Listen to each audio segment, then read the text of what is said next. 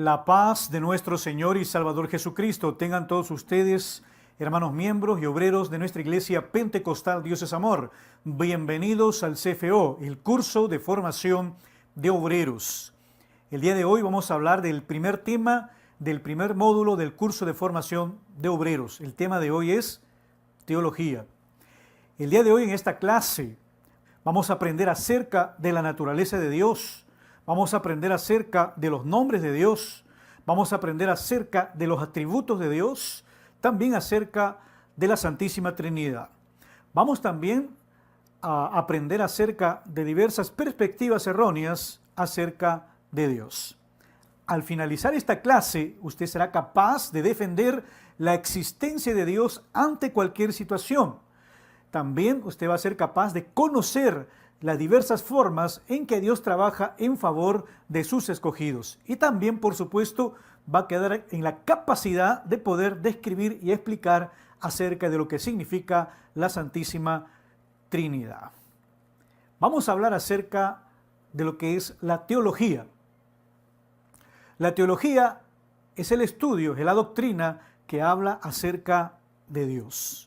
Cuando hablamos de la teología, estamos hablando también que la teología es una ciencia que estudia los atributos de Dios y también sus perfecciones. El estudio de la teología sirve para edificar y perfeccionar a los creyentes. Es muy importante el estudio de la teología. ¿Por qué? Porque la teología es una poderosa herramienta que sirve para el crecimiento y desarrollo ministerial del creyente.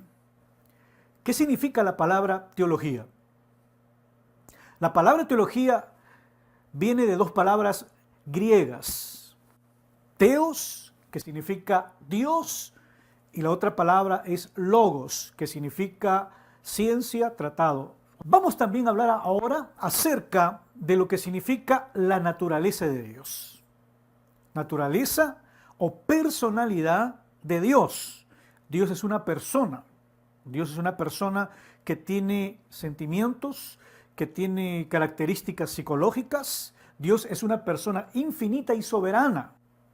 No es una fuerza, no es energía, es una persona que posee autoconciencia, autodeterminación y poder.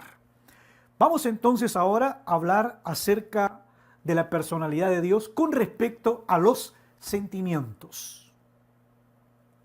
Cuando hablamos acerca de la personalidad de Dios con respecto a los sentimientos, por ejemplo, podemos decir que Dios tiene ira, Dios se enoja.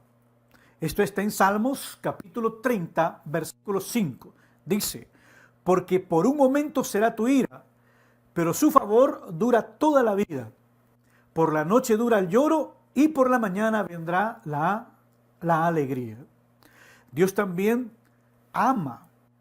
Esto es característica de una personalidad.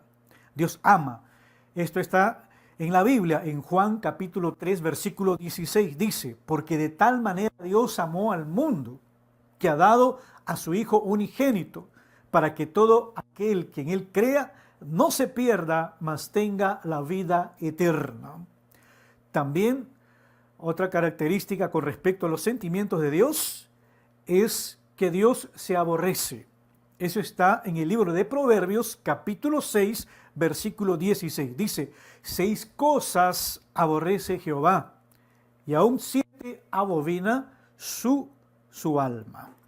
Otra característica que define la personalidad de Dios con respecto a los sentimientos es que Dios perdona.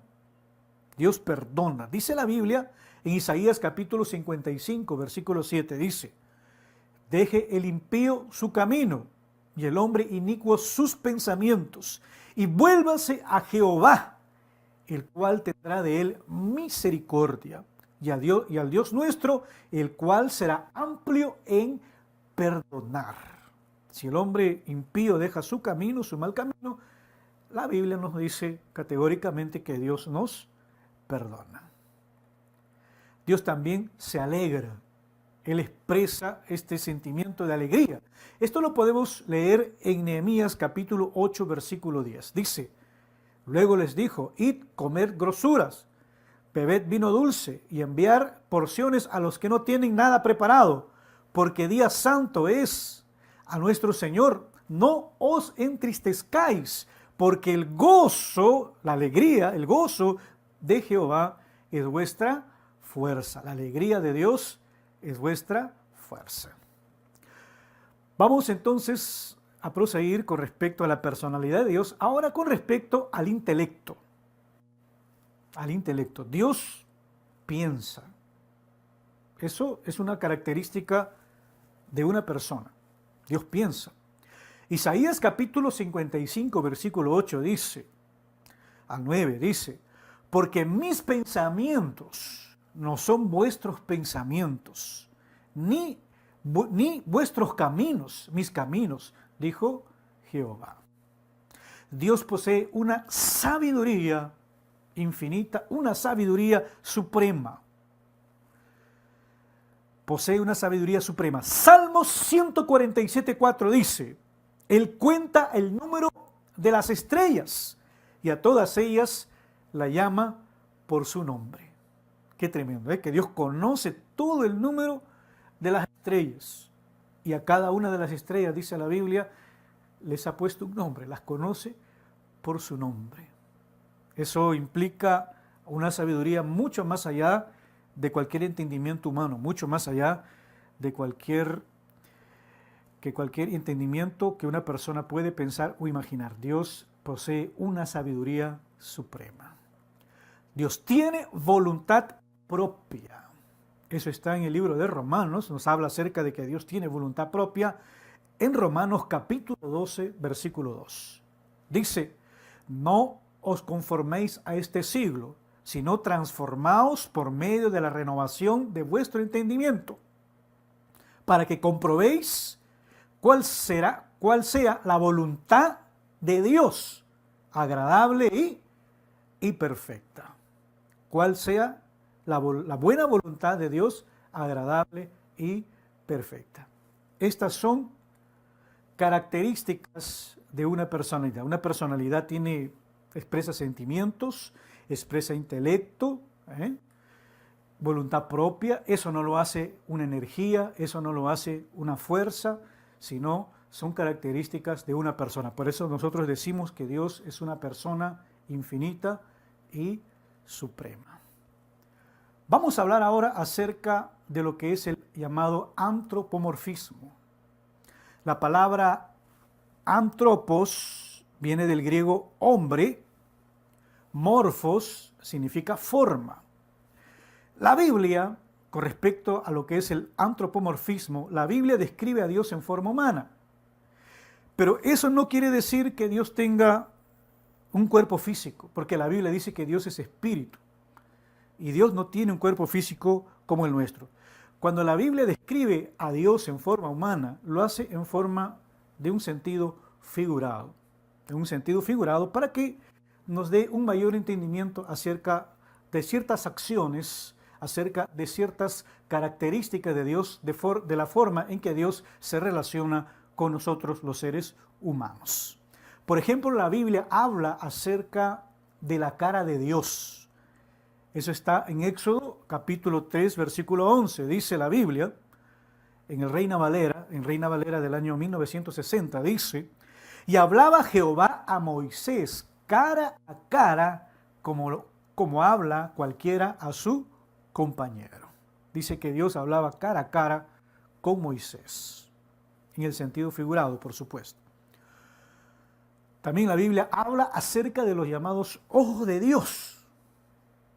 Le dijimos que a Dios no lo podemos describir en forma física porque Dios es espíritu. Es una forma de existencia muy diferente a la nuestra, muy diferente a la que nosotros conocemos. Los ojos de Dios están en Salmos capítulo 34, versículo 15. Dice, los ojos de Jehová están sobre los justos y atentos sus oídos al clamor de ellos. Está hablando de los ojos de Dios y también de los oídos de Dios. También habla en la Biblia acerca de los párpados de Dios. Eso está en Salmos capítulo 11, versículos del 4 al 6. Dice, Jehová está en su santo templo. Jehová tiene en el cielo su trono. Sus ojos ven y sus párpados examinan a los hijos de los hombres. Todas estas características que estamos leyendo se conoce como antropomorfismo. Antropomorfismo que describe a Dios en forma humana. La Biblia también habla acerca de los oídos de Dios. En Isaías capítulo 59, versículos del 1 al 2 dice acerca de la confesión del pecado del pueblo de Israel. Dice la Biblia, he aquí, no se ha acortado la mano de Jehová para salvar, ni se ha agravado su oído para oír. Habla acerca de la confesión del pecado de Israel, del pueblo de Israel, y también acerca de que Dios, pues, siempre, a pesar de que el pueblo de Israel estuvo en pecado, siempre Dios estuvo apto para escuchar a su pueblo Israel. También la Biblia nos habla acerca de las manos de Dios. Salmos capítulo 139, versículo 5 dice, detrás y delante me rodeaste, y sobre mí pusiste tu mano. Sobre mí pusiste tu mano. También la Biblia nos habla acerca de las huellas, las pisadas de Dios. Eso está en Salmos capítulo 77, versículo 19. Dice, en el mar fue tu camino, y tus sendas en las muchas aguas, y tus pisadas no fueron conocidas. Hemos visto nosotros en este momento acerca del significado del antropomorfismo, que representa a Dios en forma humana. Vamos a hablar acerca de los nombres de Dios. Los nombres de Dios. En el Antiguo Testamento y en el hebreo existen 3 nombres que hablan acerca de Dios, que expresan el nombre de Dios. Uno de ellos es El, el otro nombre es Eloá y el otro nombre es Elohim. Vamos a hablar acerca del nombre El. Cuando el pueblo de Israel, el pueblo hebreo, hablaba el nombre de Él, se refería a Dios. Este nombre El se utiliza en nombres compuestos de Dios. Por ejemplo, El Shaddai.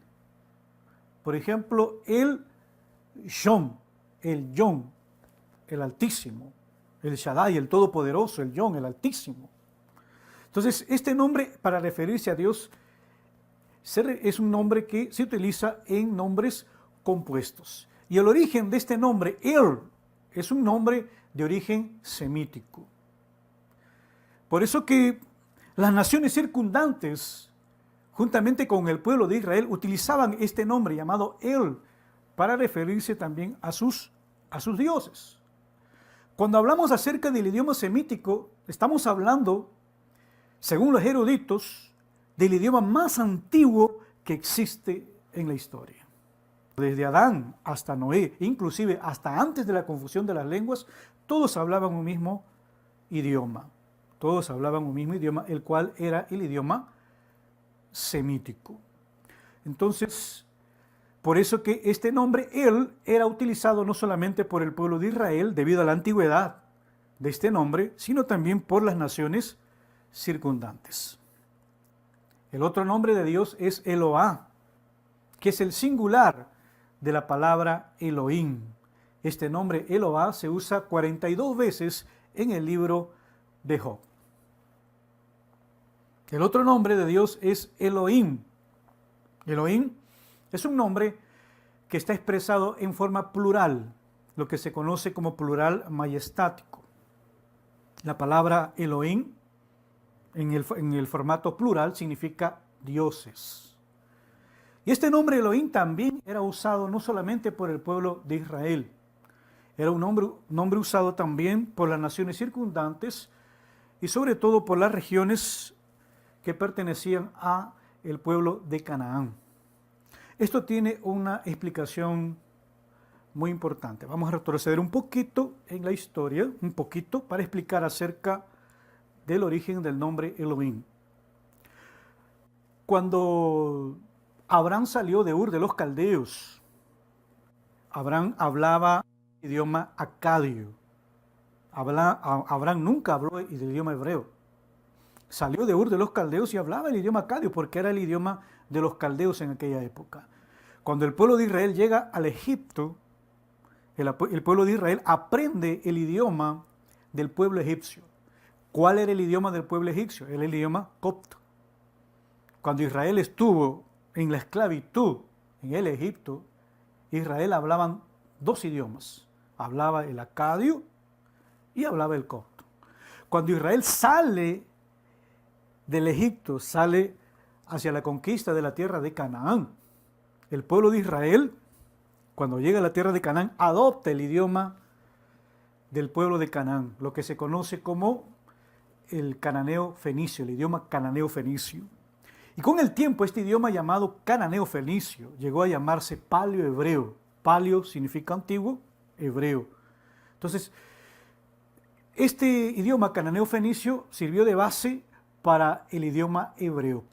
Por eso, cuando se escribieron los primeros libros de la Biblia, cuando se escribió el Antiguo Testamento, se utilizó este nombre llamado Elohim, del cual deriva del cananeo fenicio, para referirse a Dios, Elohim, que significa dioses.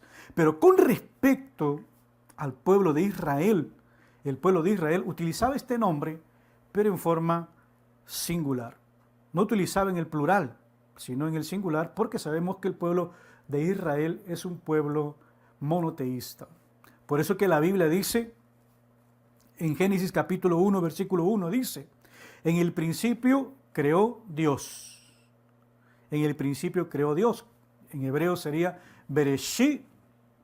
En el principio, Bereshit, creó es Bará y Dios es Elohim. Cuando habla Dios, Elohim en singular. La palabra Dios en singular, Elohim en singular. Porque si el pueblo de Israel utilizaría el nombre Elohim en plural, sería en el principio creó dioses, que no tiene sentido. Por eso que decimos que cuando el pueblo de Israel utilizaba el nombre Elohim, que adoptó del cananeo fenicio, que luego se convirtió en paleo-hebreo, hebreo antiguo, utilizó el nombre de Elohim, pero en forma singular. Y Elohim, pues, es un nombre que da la idea, pues, de un Dios fuerte, un Dios poderoso. Y se encuentra 2570 veces en el Antiguo Testamento, y cuando se refiere a Dios, se refiere 2310 veces. También hay otro nombre que los hebreos utilizaban también para referirse a Dios, el cual es este nombre Señor o Adonai. Cuando el pueblo hebreo leía la Biblia, cuando el pueblo hebreo leía la palabra de Dios, ellos cuando llegaban al nombre de Dios no pronunciaban el nombre de Dios, sino en vez de pronunciar el nombre de Dios, ellos decían Adonai, ¿no? Agachaban la cabeza y decían Adonai. O también hablaban la otra palabra que también reemplazaba al nombre de Dios, que era Hasem, ¿no? Que significa el nombre. Este nombre llamado Señor o Adonai en el Antiguo Testamento significa pues el Señor, el dueño, el propietario, el amo, el soberano, el amo del universo. Vamos a hablar acerca también ahora del llamado tetragramatón, la nomenclatura del tetragramatón. Dios reveló su verdadero nombre al pueblo de Israel. En Éxodo capítulo 3, versículos 13 y 14 dice la Biblia, dijo Moisés a Dios, he aquí que llego yo a los hijos de Israel y les digo, el Dios de vuestros padres me ha enviado. Si ellos me preguntaren cuál es el nombre, ¿qué le responderé? Y dijo Dios a Moisés, revelándole su verdadero nombre, yo soy el que soy.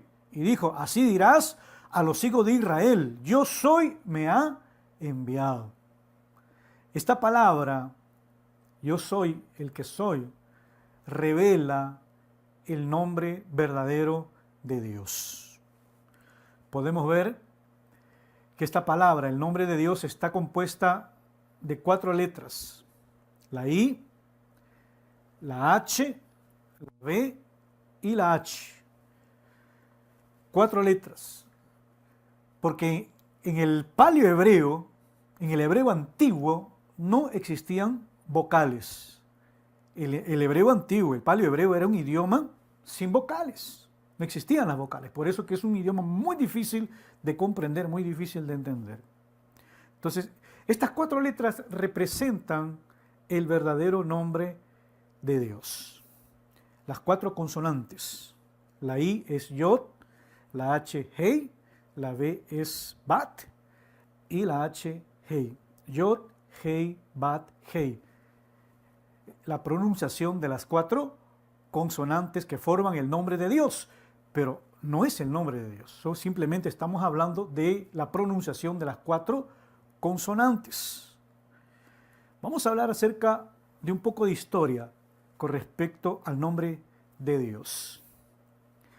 Según los eruditos, según también la historia del pueblo de Israel, la historia bíblica, los judíos se olvidaron de hablar el idioma hebreo. Cerca de 200 años antes de Cristo, se olvidaron de hablar el idioma hebreo debido a la transculturización que sufrieron los pueblos circundantes de Israel y el propio Israel debido a las conquistas.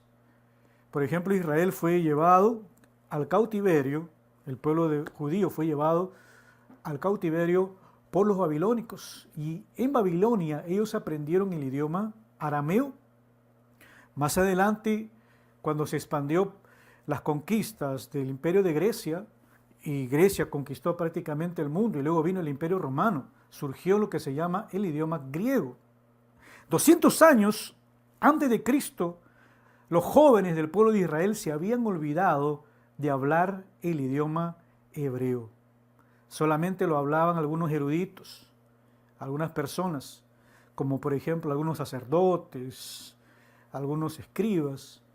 Ellos hablaban el idioma hebreo, pero el pueblo en general, los jóvenes y las demás personas se habían olvidado de hablar el hebreo. Tal es que se tradujo la Biblia del hebreo al idioma griego, el cual se conoce como la llamada Septuaginta, o la Biblia de los 70. Se tradujo también la Biblia del hebreo al idioma arameo, conocido como los Targum o los Targumins. Entonces, para la época de Cristo se hablaban 2 idiomas, el arameo y el idioma griego.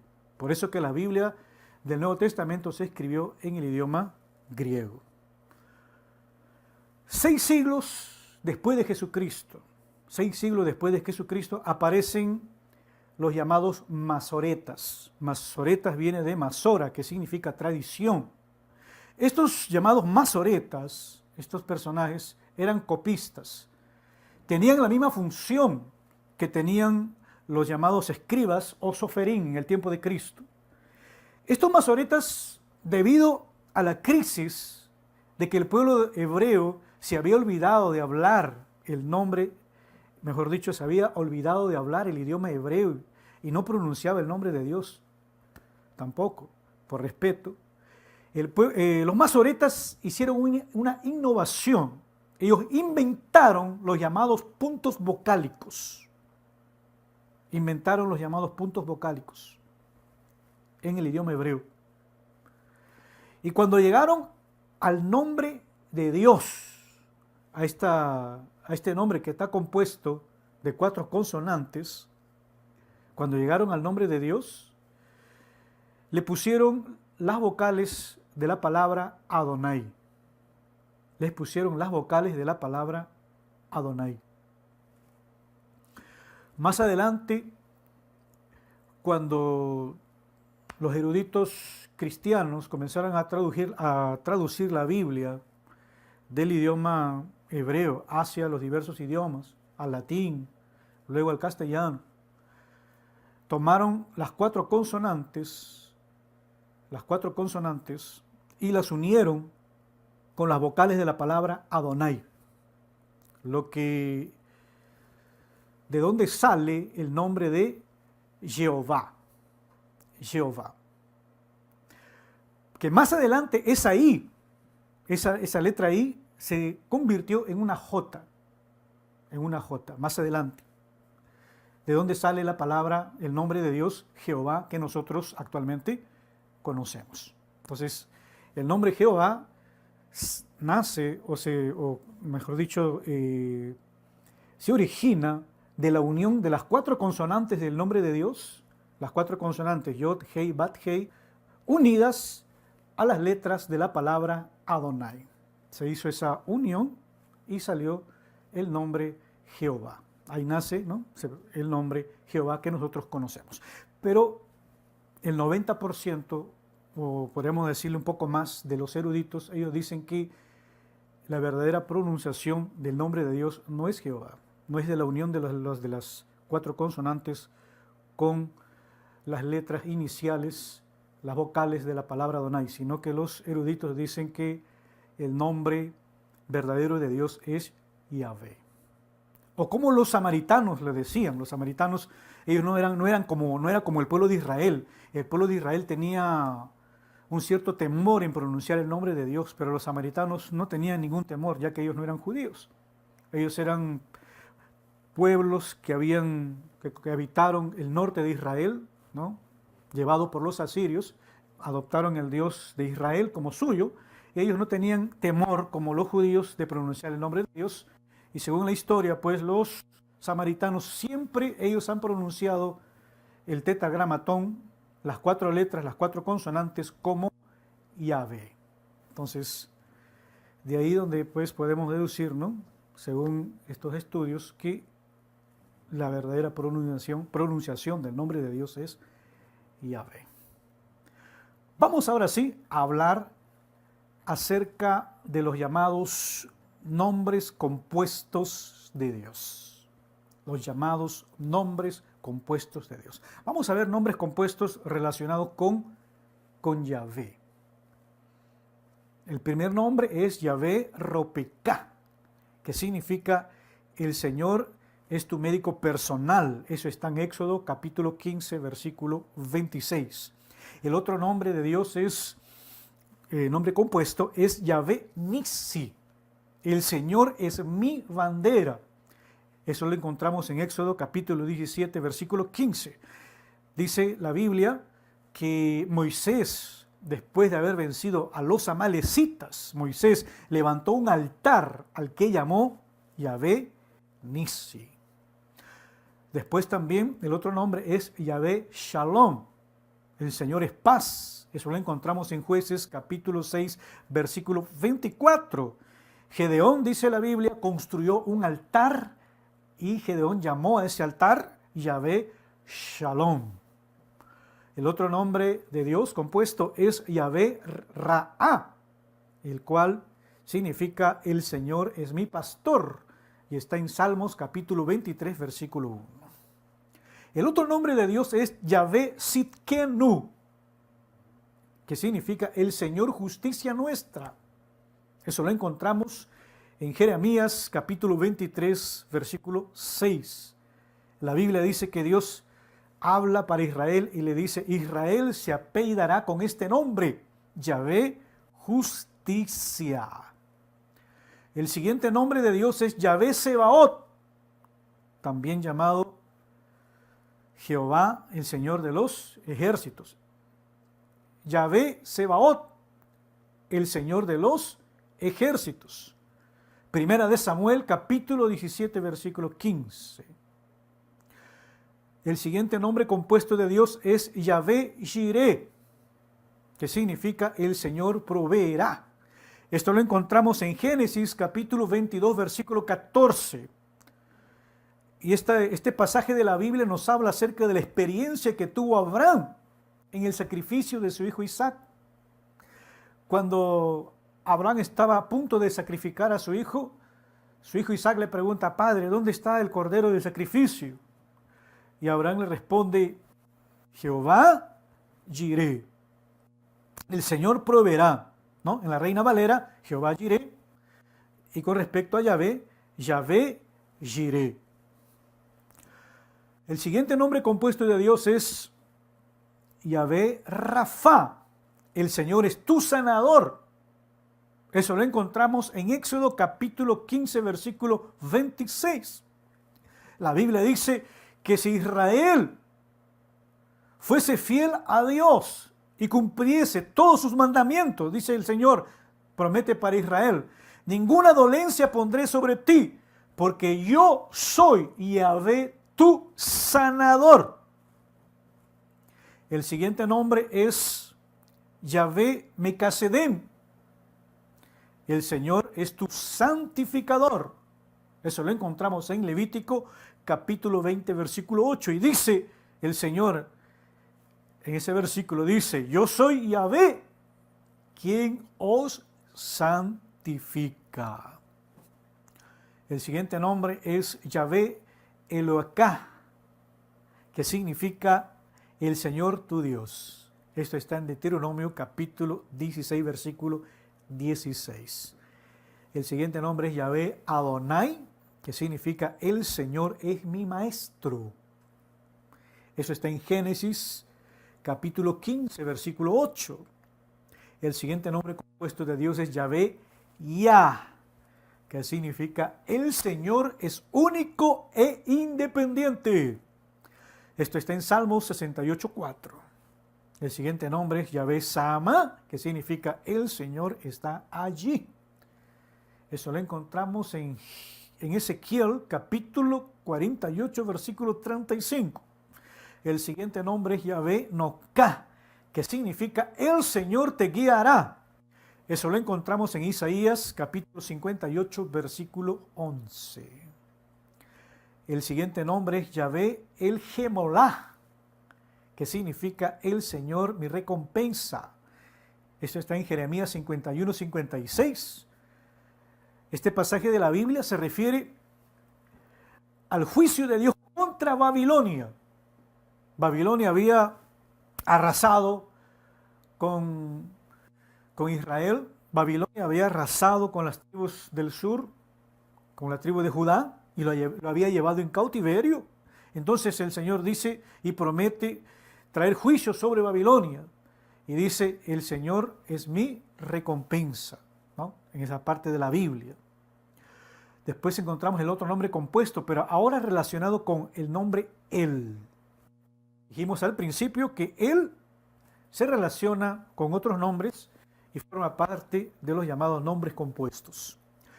Este nombre es El Shaddai, que significa el Todopoderoso. Eso está en Génesis capítulo 17, versículo 1. Dios se le aparece a Abraham y le dice que Él es El Shaddai, el Todopoderoso. El siguiente nombre compuesto relacionado con Él es El Yon. No es Elión, es El Yon, se pronuncia El Yon, que significa Dios Altísimo. Génesis capítulo 14, versículos 18 al 20 nos habla acerca de este nombre de Dios. Y este nombre se relaciona cuando Abraham entrega los diezmos a Melquisedec. Y dice la Biblia que Melquisedec bendice a Abraham por el Yon, por el Dios Altísimo. En nombre de el Yon, del Dios Altísimo, Melquisedec bendice a Abraham después de entregar sus diezmos. El siguiente nombre de Dios es El Roi, que significa el Dios que me ve. Eso está en Génesis capítulo 16, versículo 13.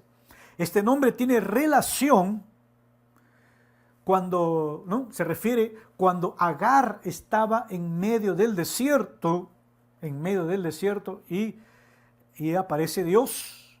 Y ahí dice que él, el Dios, es el Roi, el Dios que me ve. Él es el Dios que me ve.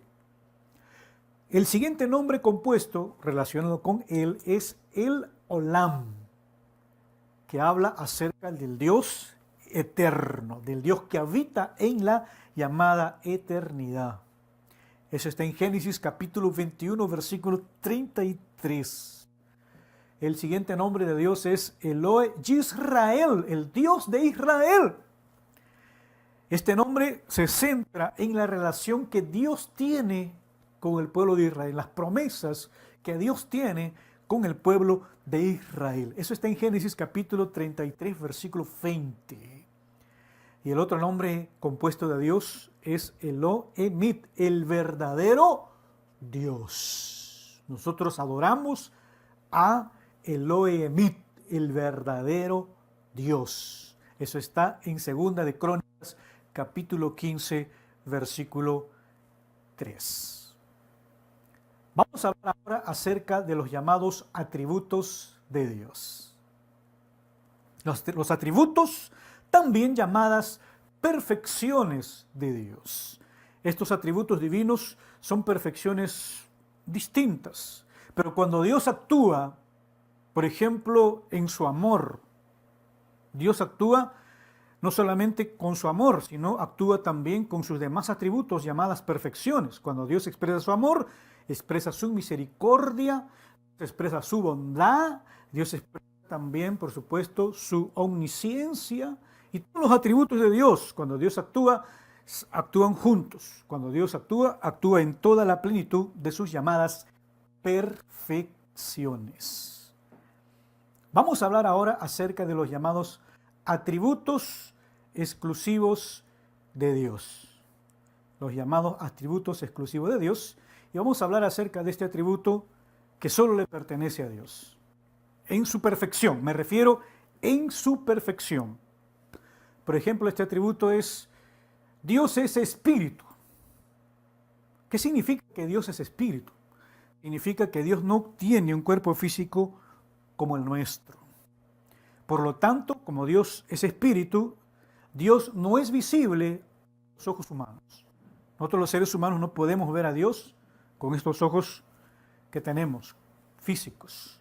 Dios no tiene un cuerpo físico, Dios no está hecho de ningún tipo o de ninguna clase de materia existente en el universo, en la creación. Dios no es energía, Dios no es pensamiento, ni ningún otro elemento de la creación. Dice la Biblia, dice la palabra de Dios, nos enseña la Biblia, que a Dios no lo podemos sentir nosotros con nuestros sentidos corporales. No lo podemos sentir a nosotros con nuestros sentidos corporales. Por eso que la Biblia dice que Dios quiere adoradores que le adoren en espíritu y en verdad. Cuando nosotros estamos en la gracia y estamos sintiendo la presencia de Dios, nosotros no la sentimos por los sentidos del tacto, por los sentidos físicos. Nosotros sentimos la presencia de Dios por medio del Espíritu. Porque Dios ha dotado al hombre de un espíritu para Dios poder relacionarse con el hombre. Eso es muy importante. Por eso Dios dice que quiere adoradores que le adoren en espíritu y en verdad. Esa es la esencia del significado de esa palabra. Cuando la Biblia habla que Dios es invisible a los ojos humanos, se está hablando de que nosotros como seres humanos jamás podremos ver la esencia total de Dios, la esencia total de su llamado ser espiritual. Eso es muy importante. También la Biblia nos habla de que Dios es conocible, por supuesto. Dios se hace conocido a nosotros en la medida de su revelación. Nosotros como seres humanos somos limitados. Para nosotros era imposible, como seres humanos que somos limitados, descubrir a Dios. Tuvo Dios mismo que revelarse a nosotros. Él se reveló a nosotros personalmente. Él se reveló a nosotros en forma personal. Como dice la Biblia, la palabra de Dios, que en el Antiguo Testamento Dios se relacionó con el hombre, se hizo conocido al hombre a través de la segunda persona de la Trinidad, que es Jesucristo, en las llamadas cristofanías, manifestaciones de Jesucristo en el Antiguo Testamento. Y Dios se revela al hombre de dos formas, lo que se llama revelación general y a través de la llamada revelación especial. La revelación general es la revelación de Dios que Dios da de sí mismo a través de la creación, a través de la naturaleza. La revelación especial es la revelación que Dios da de sí mismo. Dios se autorrevela al hombre a través de las Sagradas Escrituras. Eso es revelación especial. Dios es conocible. en la medida de que Él nos entrega su propia revelación acerca de Él. El otro atributo exclusivo de Dios es la llamada omnipotencia. ¿Qué significa este atributo de la llamada omnipotencia? Significa que Dios todo lo puede. Él tiene todo el poder, Él es todo majestuoso. Él puede hacer cualquier cosa que concuerde con su naturaleza. Dios creó el universo y ahora controla el universo y todo el universo está sujeto a Él. A pesar de que Dios es omnipotente, hay algunas cosas que Dios no puede hacer. ¿Cuáles son estas cosas? Por ejemplo, Dios no puede mentir. ¿Por qué? Porque va en contra de su naturaleza. Dios no puede, por ejemplo, morir, porque la Biblia dice que Dios es eterno. Dios, por ejemplo, no puede pecar, porque eso va en contra de su naturaleza, de lo que se llaman los atributos morales de Dios. Otro atributo exclusivo de Dios es la llamada omnisciencia.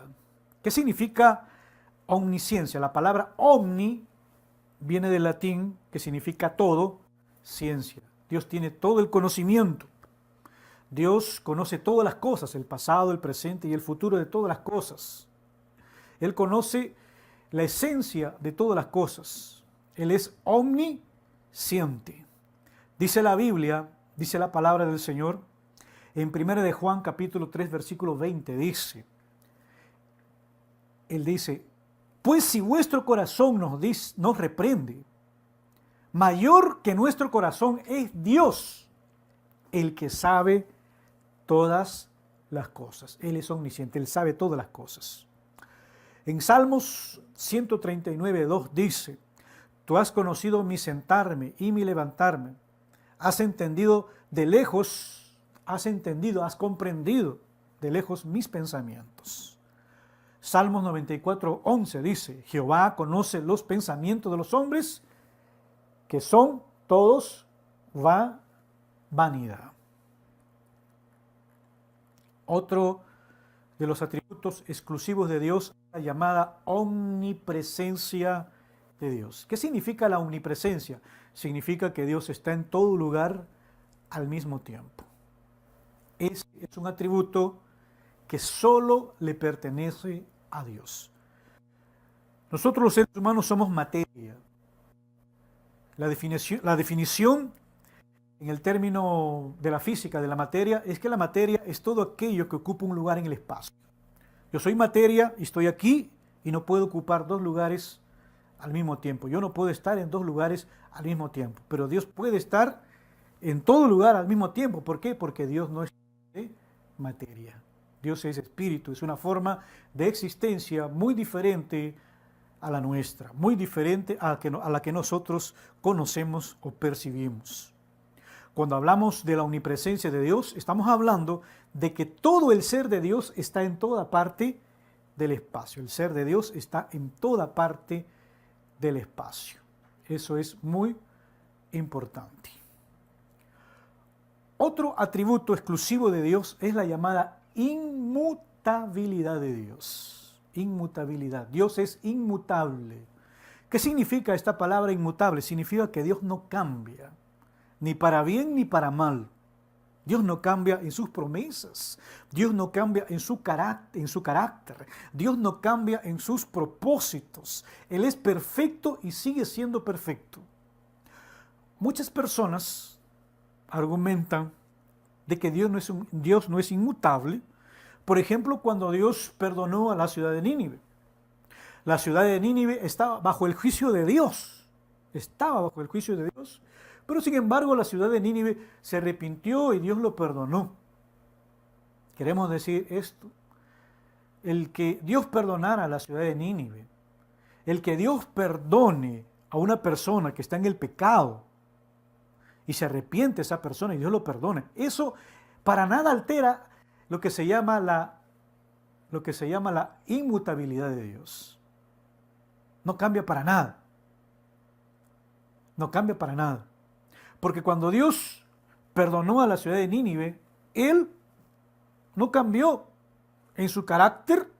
Dios no cambió en sus propósitos, Dios no cambió en sus promesas, Dios no cambió en sus perfecciones. Lo que varió en ese momento es la forma de tratar de Dios con aquellas personas de la ciudad de Nínive. Cuando una persona está en el pecado, está bajo el juicio de Dios, y si esa persona se arrepiente, Dios muda, Dios cambia la forma de tratar en forma personal y exclusiva con aquella persona. Eso no altera la inmutabilidad de Dios. Eso no altera para nada lo que es la inmutabilidad del Señor. Eso es muy importante. Después también tiene un atributo que solo le pertenece a Él, porque solamente Él es soberano. Dios es soberano. Él es el único que tiene poder absoluto de gobernar a sus criaturas y disponer de ellas conforme Él crea conveniente. ¿Por qué? Porque Él es el creador.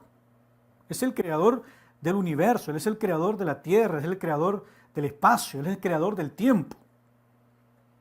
Antes de Dios crear el tiempo, antes de crear el espacio y el tiempo no existían. Dios lo creó y pasaron a existir. Otro atributo exclusivo de Dios y que es muy poco entendido por las personas, por nosotros los seres humanos, es el atributo de Dios de la eternidad. Cuando hablamos de la eternidad de Dios, estamos hablando de que Dios no tiene principio ni tampoco final. La eternidad es un estado de existencia donde no existe el tiempo. La eternidad es un estado de existencia donde existe un presente continuo. Dentro de la existencia de Dios, que es la eternidad, no hay sucesión de momentos. Sucesión de momentos, que es el tiempo. El tiempo es una sucesión de momentos. Entonces, dentro de la existencia de Dios no existe el tiempo. La existencia de Dios es un presente continuo. Pero a pesar de que Dios habita en lo que es la eternidad, en un presente continuo, Él es capaz de ver, de observar y de actuar en el transcurso del correr del tiempo del hombre, en el transcurso del correr del tiempo de su creación. Dios creó el tiempo. A Él el tiempo no le afecta porque Él es el creador. ¿Qué existía antes de que existiera el tiempo? La eternidad. La eternidad. Entonces, Dios está fuera del tiempo. Entonces, como Dios habita en un estado de un presente continuo, donde no existe el tiempo, la Biblia dice por eso que Dios, por ejemplo, no envejece, porque no hay una sucesión de momentos dentro de la existencia de Dios. Dice la Biblia en Isaías capítulo 57, versículo 15, dice: porque así dijo el alto y sublime, el que habita en la eternidad.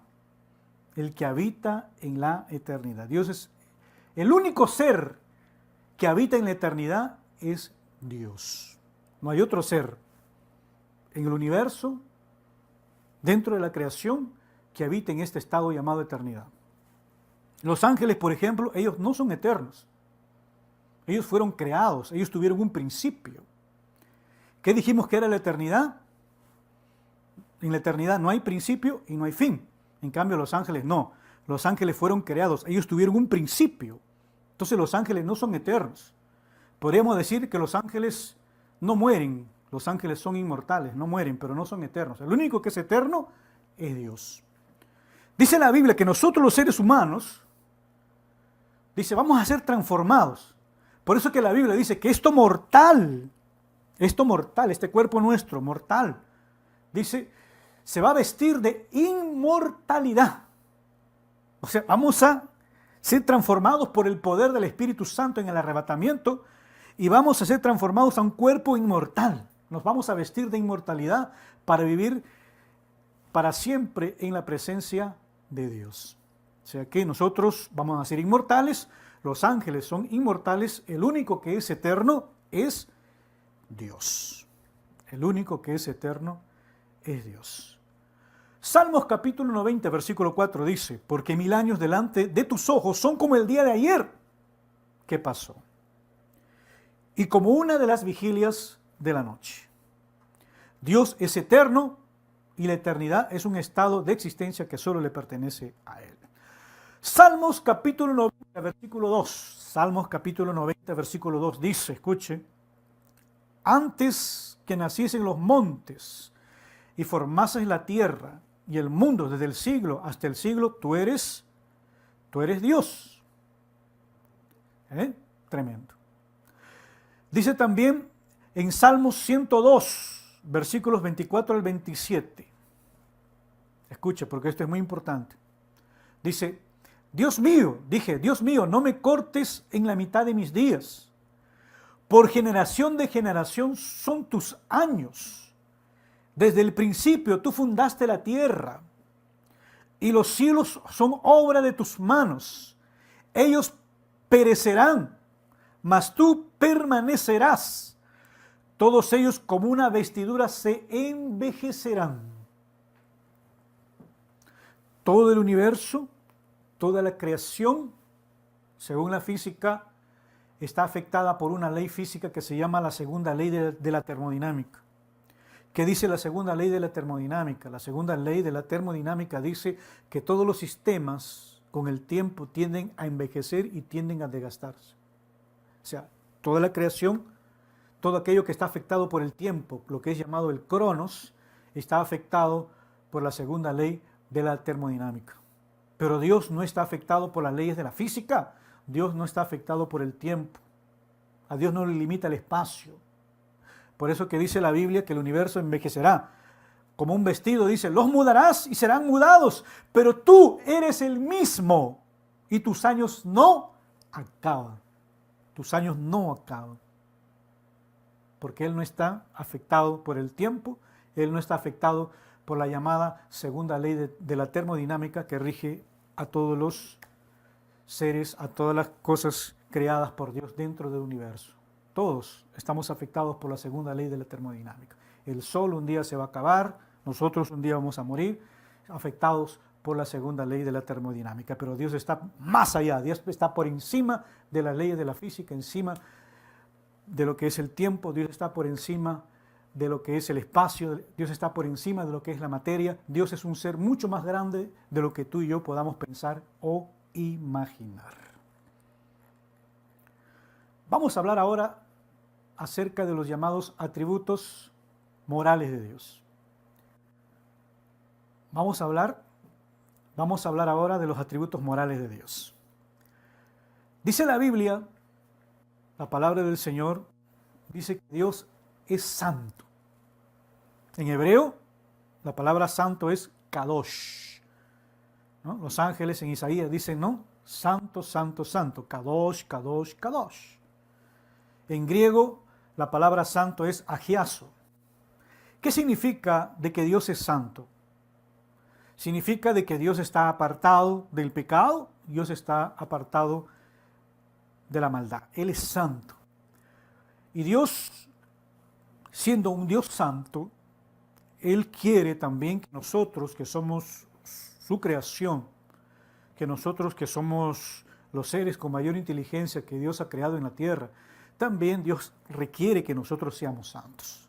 Por eso que Dios se nos ha revelado, por eso que Dios nos ha entregado su palabra para poder nosotros leer y guardar su palabra y su voluntad. Eso es muy importante. Dios es santo y está apartado del pecado. Dios es verdadero. Dios es el único que es verdadero. Cuando Dios habla, siempre habla verdad. Dios no habla engaño, Dios no habla mentira. Él es el único que es verdadero. Por ejemplo, la Biblia dice en Juan capítulo 17, versículo 17, dice, santifícalos en tu verdad. Santifícalos en tu verdad. Tu palabra es verdad. Tu palabra es verdad. Otro atributo moral de Dios es la justicia. El único que es justo. es Dios. Cuando Dios aplica su justicia en virtud de la ejecución de todas sus perfecciones. Cuando Dios aplica justicia, aplica su omnisciencia, aplica su misericordia, aplica su amor, aplica todos sus atributos. El único que ejerce verdadera justicia es Dios.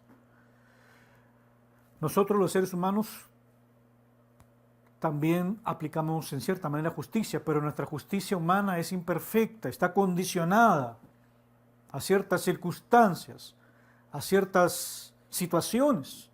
Por eso decimos que el único justo es Dios.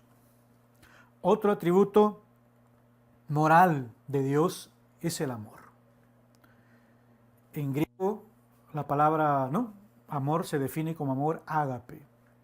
¿Qué significa amor ágape? Significa que yo doy todo sin esperar nada a cambio. Yo doy todo de mí. Yo, como Jesucristo, cuando murió en la cruz del Calvario, Él dio todo de Él, todo su ser, murió en la cruz, derramó su sangre y sufrió terriblemente sin esperar nada a cambio. Eso se llama amor ágape. El amor ágape es el amor de Dios. Significa dar todo sin esperar nada a cambio. La Biblia dice: de tal manera Dios amó al mundo, en Juan capítulo 3, versículo 16, dice: de tal manera Dios amó al mundo que envió a su Hijo unigénito Jesucristo para morir en la cruz, para que todo aquel que en Él crea no se pierda, mas tenga vida eterna. Otro de los atributos morales de Dios es que Dios es fiel. El único que es verdaderamente fiel es Dios. Fiel a sus promesas, fiel a sus mandamientos, y eso nos garantiza a nosotros que Él va a cumplir sus promesas, y nos garantiza a nosotros los creyentes que un día vamos a estar con Él viviendo, morando en el reino de los cielos. Otro atributo moral de Dios es la llamada misericordia. Solamente Dios es misericordioso. En su perfección, me refiero. En su perfección. Solamente Dios es misericordioso grandemente en su perfección. Por eso dice la Biblia, por esa razón nosotros no hemos sido consumidos. Los seres humanos, la tierra no ha sido destruida, no ha sido consumida por la llamada misericordia de Dios. Los seres humanos podemos también en cierta manera aplicar una cierta misericordia, pero nuestra misericordia es imperfecta, nuestra misericordia no es una misericordia completa, pero la única misericordia perfecta que podemos encontrar en el universo es la misericordia del Dios Todopoderoso, convertido pues en lo que se llama perfección de Dios. Eso es muy importante. Después dice la Biblia también acerca de otro atributo moral de Dios, es que Dios es bueno. Este atributo de la bondad de Dios es la razón por la cual Dios concede vida a los seres humanos. Dios es bueno, por eso es que Dios derrama de sus bendiciones a sus criaturas. Hay una parte en la Biblia que nos habla acerca de lo que se llama la providencia de Dios. Eso expresa la bondad de Dios también. La providencia de Dios expresa la bondad de Dios. Cuando hablamos de la providencia, por ejemplo, hablamos, por ejemplo, de que cuando llueve sobre todos, para buenos y para malos. Eso expresa la grande bondad de Dios, que hace llover y hace crecer los cultivos para buenos y para malos, para que el hombre pueda sustentarse. Entonces, eso es muy importante. Son los llamados atributos morales de Dios. Vamos a hablar ahora acerca del significado de lo que es la Trinidad de Dios, la Santísima Trinidad de Dios. Cuando hablamos nosotros de la Trinidad, estamos hablando de una doctrina que se encuentra en la Biblia, una doctrina que fue revelándose a lo largo de la historia, ¿no? Y llegó en su completa revelación con la llegada de nuestro Señor Jesucristo. Entonces, cuando hablamos de la Trinidad, estamos hablando nosotros de una enseñanza que se enseña con claridad en la Biblia. Y la Biblia nos enseña que solamente hay un solo Dios. Nosotros adoramos a un solo Dios. No adoramos tres dioses diferentes, un solo Dios. Pero dentro de la deidad, de ese Dios único que nosotros adoramos, existen tres personas, las cuales son el Padre, el Hijo y el Espíritu Santo, los cuales son completamente diferentes. El Padre es diferente del Hijo, el Hijo es diferente del Espíritu Santo. No son iguales, no son la misma persona, son tres personas diferentes. Cuando hablamos de Trinidad, estamos hablando también de lo que se llama la triunidad. Dios es una Trinidad, es una triunidad, porque es una unidad compuesta de tres personas.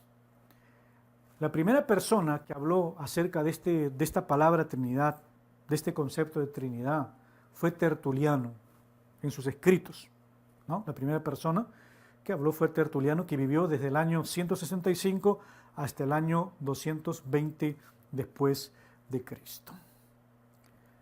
Nosotros adoramos un Dios único y verdadero.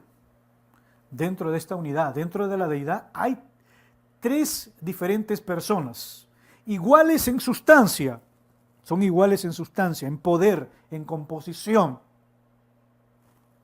Ninguno es mayor que el otro, son iguales en sustancia, en composición, pero diferentes en subsistencia. ¿Qué significa diferentes en subsistencia? Significa que estas tres personas cada una son unas diferentes de otras.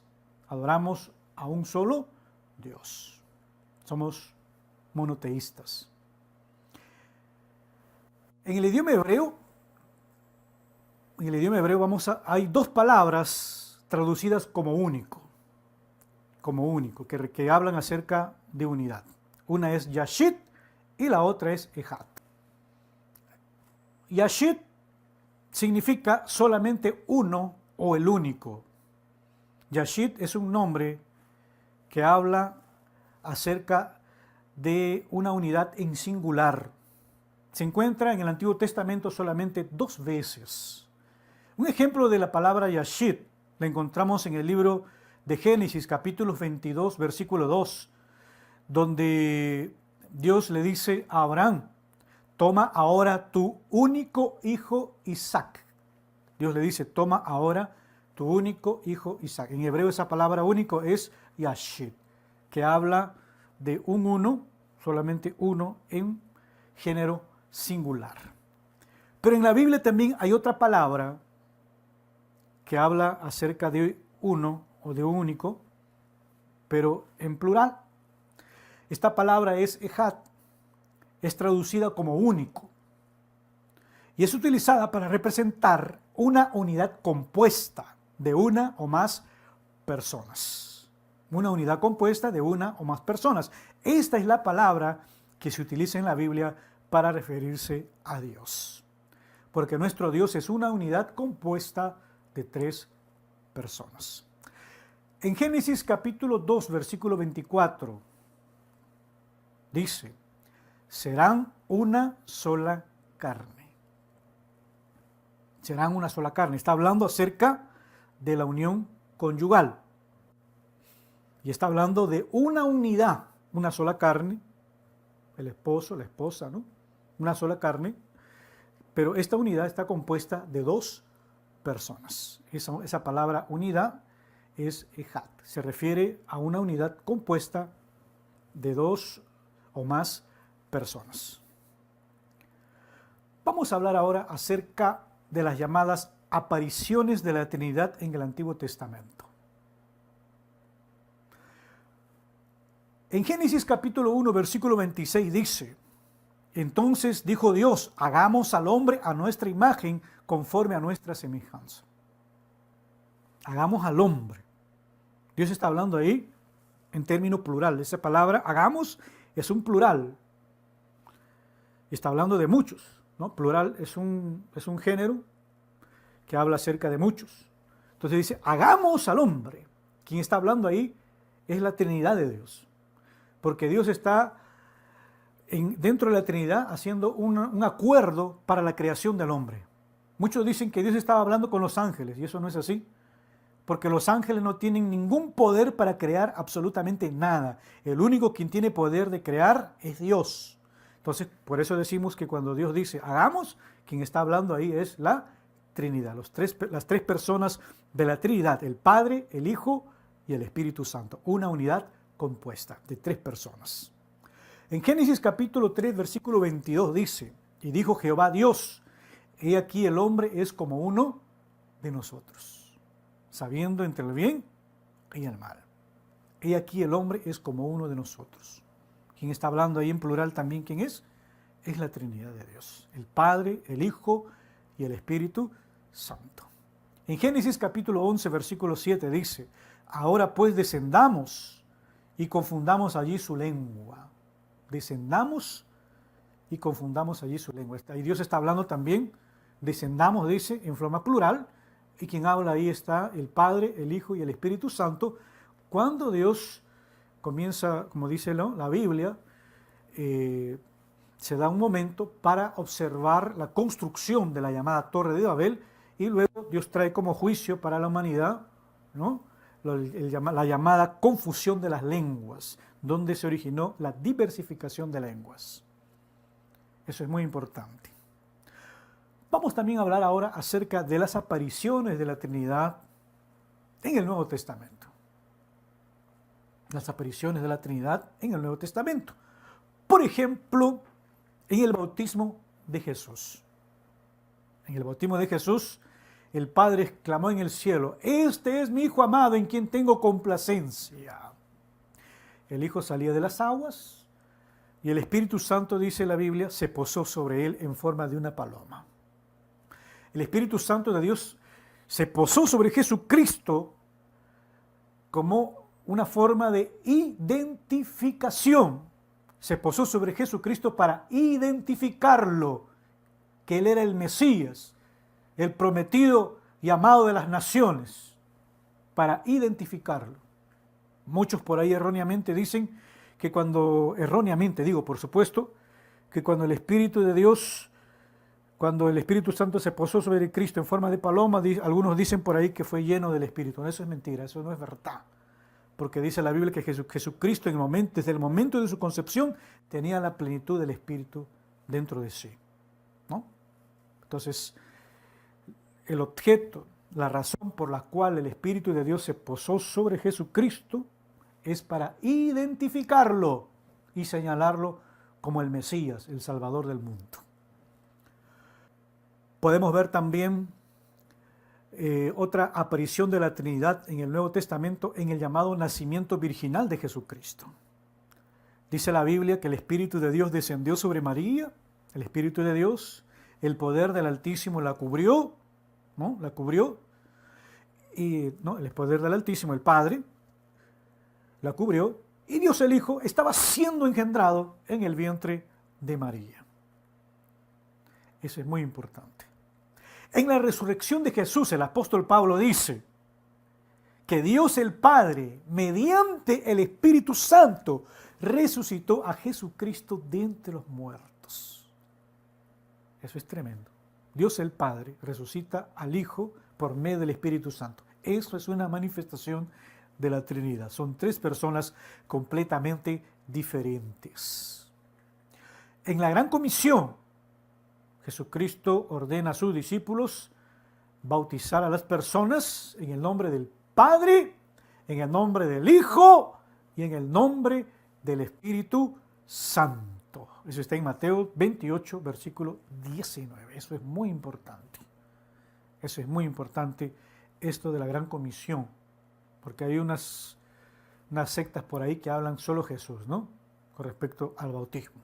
No, no es solo Jesús, es en nombre del Padre, en el nombre del Hijo y en el nombre del Espíritu Santo.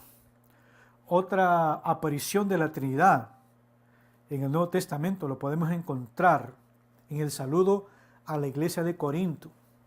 Pablo da el sello definitivo a la llamada doctrina de la Trinidad de Dios cuando dice: la gracia del Señor Jesucristo, el amor de Dios, del Padre, y la comunión del Espíritu Santo sea con todos vosotros. Eso está en 2 de Corintios capítulo 13, versículo 14. En la muerte del diácono Esteban, la Biblia dice que Esteban estaba lleno del Espíritu Santo cuando le estaban apedreando, lleno del Espíritu. Y dice que vio al Padre en medio del cielo y a su diestra, a su mano derecha, vio al Hijo sentado a la diestra del Padre. Otra de las manifestaciones de la Trinidad divina en el Nuevo Testamento la podemos encontrar en la epístola de Pedro, en primera de Pedro capítulo 1, versículo 2, en el saludo de Pedro a la iglesia. La Biblia nos habla acerca del testimonio de las personas de la Trinidad, el testimonio definitivo de la doctrina de la Trinidad. Dice la Biblia, el Padre testificó del Hijo, Mateo capítulo 3, versículo 17, el Hijo testificó del Padre, Juan capítulo 5, versículo 19, el Hijo testificó del Espíritu Santo, Juan capítulo 14, versículo 26, y el Espíritu Santo testificó del Hijo, en Juan capítulo 15, versículo 26. Al mismo tiempo, cada una de las personas de la Trinidad son llamados Dios. El Padre es Dios, el Hijo es Dios y el Espíritu Santo es Dios también. ¿Por qué? Porque cada uno de ellos tiene la plenitud de la deidad. En cada uno de ellos está la plenitud de las perfecciones. Ninguno es menor que el otro en sus perfecciones, en su divinidad.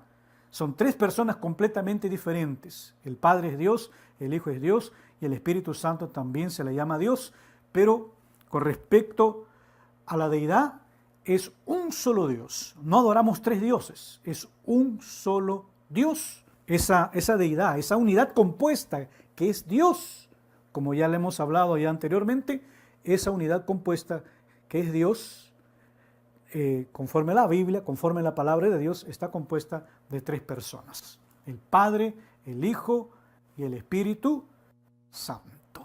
Eso es muy importante. Vamos a hablar ahora acerca de los diferentes oficios de la Trinidad, los diferentes oficios de las personas de la Trinidad. En la creación, el Padre creó por el Hijo, en el poder del Espíritu Santo. Eso es muy importante. El Padre creó. Dice la Biblia, si usted va a la Biblia, leemos la Biblia, dice que Jesucristo creó todas las cosas. Dice, por Él y por medio de Él fueron hechas todas las cosas. Vamos a explicarlo de esta forma, de esta manera, de una forma más didáctica. Es, por ejemplo, cuando uno hace una construcción de un edificio. Vamos a hablar de los roles. Por ejemplo, quien diseña los planos de un edificio, la estructura, ¿no? Cómo debe ser construido el edificio, el diseño del edificio, es el arquitecto. Quien ejecuta esa obra, quien hace posible esa obra, ¿no? Que esa obra sea posible, es el ingeniero a través de la mano de obra de los obreros. Por eso se dice que el Padre planificó, diseñó, el Hijo ejecutó a través del poder del Espíritu Santo, a través del poder del Espíritu Santo. Por eso se dice que Jesucristo, pues, es el creador. Él trajo a existencia todas las cosas por el poder del Espíritu Santo, siguiendo el diseño, la estructura del Padre. Eso es muy importante. En la salvación, por ejemplo, los diferentes oficios dentro de lo que es la salvación. El Padre determinó, ¿no?, la salvación. El Hijo se entregó en la cruz para dar salvación a la humanidad, para que todo aquel que en Él crea no se pierda y tenga vida eterna. Y el Espíritu Santo es quien se encarga de convencer al hombre. Hay un ministerio del Espíritu Santo que se llama el ministerio de contención del Espíritu Santo, ¿Qué significa esto del llamado ministerio de contención del Espíritu Santo? Significa que el Espíritu Santo está trabajando en este instante en todo el mundo, convenciendo al hombre de su pecado, y llevando al hombre hacia el conocimiento de Jesucristo. Porque dice la Biblia que ese es el nombre que Dios ha dado a los hombres. Jesucristo, el único mediador entre Dios y los hombres es Jesucristo. Entonces, ese es el ministerio del Espíritu Santo, llamado ministerio de contención, que se encarga de convencer al hombre del pecado.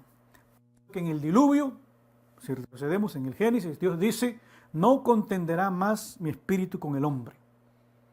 O sea que antes del diluvio el Espíritu Santo estaba ahí trabajando, pero el pueblo era terriblemente pecador, era tan terrible que Dios dijo, ya no voy a actuar más con respecto a esto de convencerles de su pecado, que ellos se arrepientan, sino que vino el juicio del diluvio. De eso se trata el llamado ministerio de contención del Espíritu Santo, que es muy importante.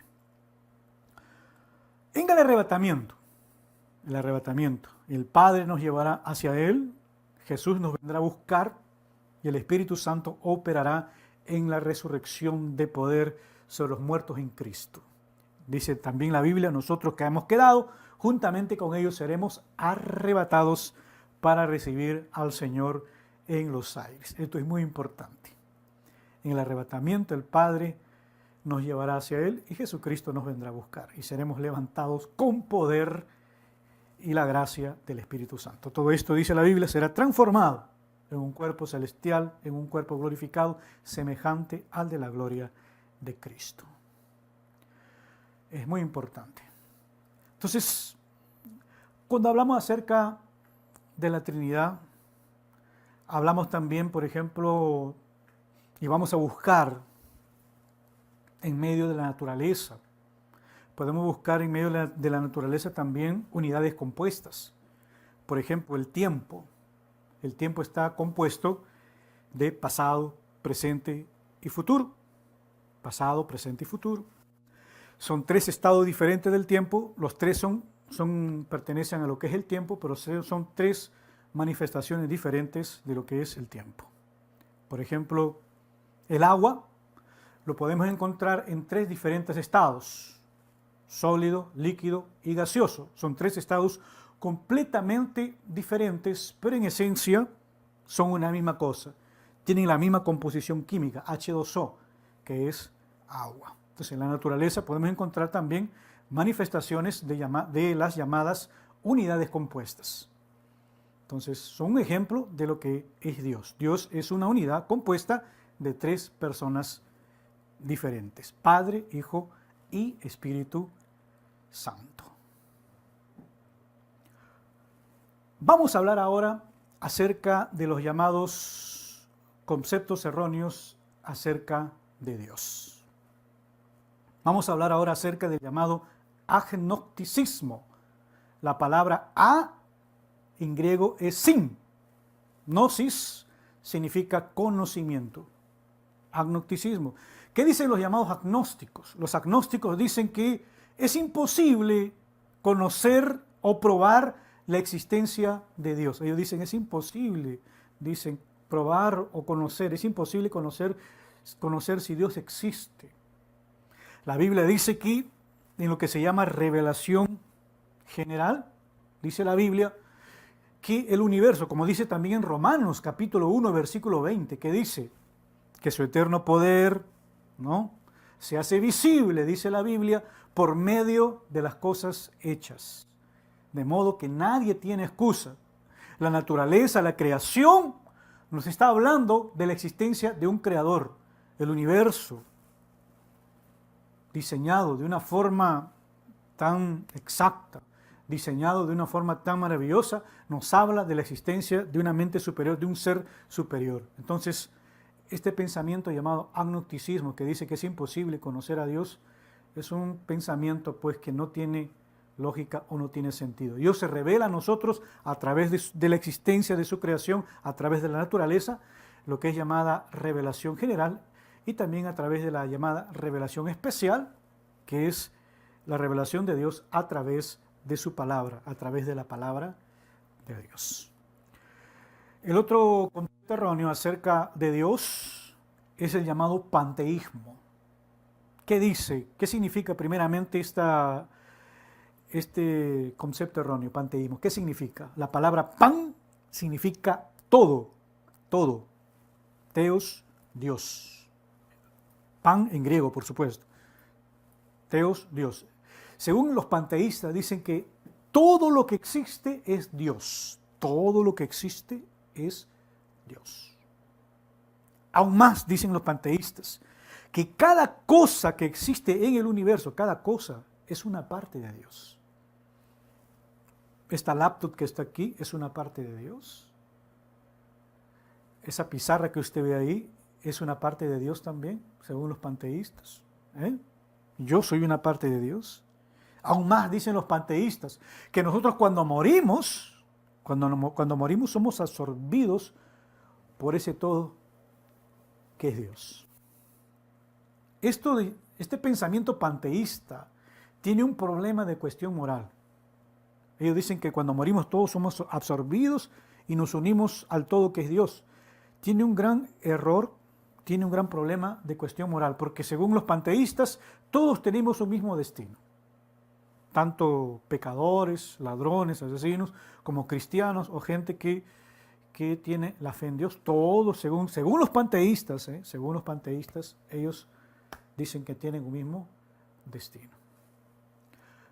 Personajes que han tenido este pensamiento panteísta, personajes conocidos. Por ejemplo, podemos ver a Stephen Hawking, Carl Sagan.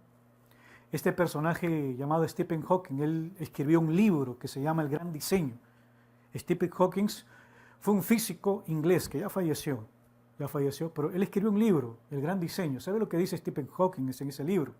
Él dice que el universo no necesitó de la existencia de Dios, que el universo se creó solo por acciones de las leyes de la física. Terrible. Dice que el universo se creó solo por acciones de las leyes de la física. Solo. ¿Es posible que algo pueda crearse solo, de la nada? Eso es imposible. Porque dentro de la nada no hay nada. Dentro de la nada no existen átomos, no existen moléculas, no hay materia, no hay la llamada fuerza nuclear fuerte, no hay la llamada fuerza nuclear débil, no hay la gravedad, no hay electromagnetismo, no hay nada, absolutamente nada. La nada es nada y la nada no puede crear algo. Es absurdo ese pensamiento, ¿no?, de que el universo se creó de la nada. Es absurdo. Solamente, como dice en el libro de Hebreos, ¿no?, que lo que se ve fue hecho de lo que no se veía. Así dice la palabra de Dios en el libro de los Hebreos. Dios creó el universo de la nada. Solamente Dios tiene poder de crear las cosas de la nada. Solamente Él tiene ese poder. En el latín, la creación de la nada es creación ex nihilo, crear algo de la nada. Solamente Dios tiene ese poder. Por eso Él es Dios. El único que puede hacer eso es Dios. Otro pensamiento erróneo acerca de Dios es el llamado deidismo. Es el llamado deidismo. Según el deidismo dice que no se puede conocer a Dios a través de los elementos comunes de la religión, tales como revelación. No se puede conocer a Dios, dicen los deidistas, a través de la fe o a través de la tradición. Según los deidistas, la única forma de conocer a Dios es a través de la razón y a través de la naturaleza. El mundo, dicen los deidistas, es la única revelación que tenemos de Él. Por consiguiente, los deidistas no creen en milagros, dicen, ¿no? Ellos dicen, los deidistas, que Dios nos ha dado a nosotros la razón para poder entenderlo, para poder comprenderlo. Además, dicen los llamados deidistas, dicen ellos, que desde el momento que Dios creó el universo, ¿no?, y lo puso en marcha, Dios simplemente se ha limitado a observar el universo y de una manera pasiva, ¿no?, Dios dejó de interactuar o Dios dejó de relacionarse con la creación y simplemente Dios está observando y no actúa en medio de la creación. Desde el momento que Dios creó el universo, Él simplemente se mantuvo al margen, Dios se mantuvo alejado de la creación sin interactuar con el hombre, sin interactuar con la creación, ¿no? Eso es completamente errado. Ese pensamiento panteísta es completamente equivocado. Cuando en la Biblia vemos pues, que Dios se manifestó en el Antiguo Testamento, Dios en el Nuevo Testamento se manifestó en la persona de Jesucristo, ¿no? Y ahora en este tiempo Dios se manifiesta a través del poder del Espíritu Santo. Estamos ahora en el ministerio, en esta época, en el tiempo de la gracia, estamos en el ministerio del Espíritu Santo. Entonces el deidismo también es un concepto erróneo acerca de Dios. Otro concepto erróneo acerca de Dios también es el llamado politeísmo. Poli significa muchos, ¿no? En griego. Teos, Dios, muchos dioses. Los politeístas son personas que adoran muchos dioses. En la antigüedad podemos ver nosotros, por ejemplo, podemos ver los romanos, los griegos, podemos ver los egipcios que adoraban muchos dioses, el dios Sol, ¿no? Podemos ver, por ejemplo, en la tierra de Canaán, aquellos dioses, Baal, Moloch, aquel terrible dios que los cananeos ofrecían sus primogénitos, el dios Moloch, ¿no? Terrible, los sacrificaban a todos sus primogénitos a Moloch. Era un dios que lo encendían en fuego al rojo vivo y ellos en los brazos de ese dios, cuando estaba el rojo vivo, ¿no? Lo ponían y sus hijos morían, sus primogénitos morían quemados. Qué terrible. Entonces por eso es que Dios aborrece la idolatría, Dios aborrece pues la adoración a otros dioses, porque esas adoraciones son terribles, son realmente aberrantes. Entonces podemos ver, por ejemplo, en la actualidad, los llamados hindús en la India tienen más de 1 millón de dioses en la India, politeístas, más de 1 millón de dioses. En la India, por ejemplo, adoran a la vaca. Ellos crían la vaca. Ellos pueden estar pasando la más terrible hambre de su vida y no se la comen a la vaca porque la vaca para ellos es sagrada. Para los hindús la vaca es un dios. Imagínense a dónde pues ha llegado la falta de conocimiento, a la ignorancia de las cosas de Dios en las personas. Terrible. Otro concepto erróneo acerca de Dios es el llamado ateísmo. La palabra a en el griego significa sin, teos, Dios. Ateísmo significa sin Dios. Entonces cuando hablamos acerca de lo que es el ateísmo, yo pregunto a mis amigos ateos, hago una pregunta. ¿Dónde usted ha buscado a Dios para decir que Él no existe? Usted ha recorrido toda la tierra, todos los rincones de la tierra, los rincones de este planeta, para decir que Dios no existe. Lo has buscado por todas las galaxias, por cada rincón de la galaxia, para argumentar y decir que Dios no existe. Entonces, dice la Biblia en el Salmo 14:1, dice el necio en su corazón, no hay Dios. Entonces, para aquellos que dicen que no hay Dios, que no existe Dios, la Biblia los llama como necios. Terrible. La Biblia los llama necios. Hay 2 tipos de ateos, los ateos prácticos y los ateos teóricos. Los ateos prácticos son aquellas personas que viven como si Dios no existiera. Tal vez muchos de ellos pueden conocer la existencia de Dios, pero viven una vida como si Dios no existiera. Son los llamados ateos prácticos. Los otros tipos de ateos son los ateos teóricos, los llamados intelectuales, eruditos, ¿no? Este mundo no pudo haberse creado solo. Fue creado por Dios. Tuvo que haber un creador, como dice, ¿no? Todo efecto tiene una causa. Este universo no se pudo haber creado solo. Algo produjo que este universo pasase a existir. Algo produjo, todo efecto tiene una causa. Esa causa es Dios. Personajes que han sido ateos, que han tenido este pensamiento ateo. Por ejemplo, Sigmund Freud, el padre del psicoanálisis. Charles Darwin, el creador de la llamada teoría de la evolución de las especies. Terrible.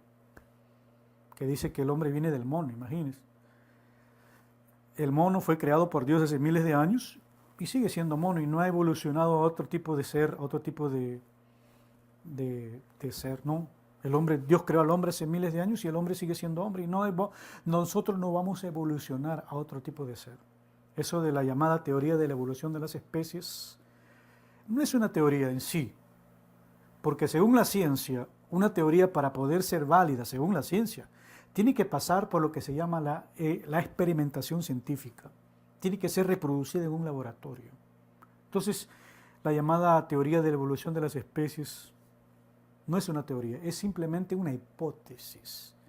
¿Qué es una hipótesis? Algo que pudo haber sido, tal vez de repente a lo mejor, porque no hay una evidencia concreta de lo que es esa llamada teoría. No hay una justificación completa, no hay una razón, una lógica completa.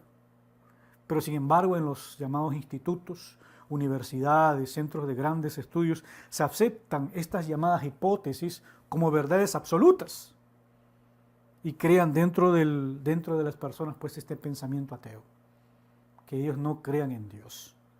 Dicen los ateos que el universo se creó solo en la llamada gran explosión, el Big Bang, ¿no? Yo les pregunto a estos señores ateos, ¿cómo que el universo se creó solo? Sí, se creó solo, dice, antes existía una pequeña materia concentrada llamada Helen y explotó. Yo pregunto, ¿de dónde vino esa materia? ¿De dónde apareció esa materia? El universo no pudo haberse creado solo. Es imposible que se haya creado solo, porque la nada es nada. Solamente podemos argumentar que este universo fue creado por Dios. Él es el único quien tiene ese poder de crear las cosas de la nada, según el libro de Hebreos, capítulo 11, versículo 3. ¿Por qué es necesario, mis hermanos, por qué es necesario conocer acerca de estos pensamientos erróneos respecto de Dios?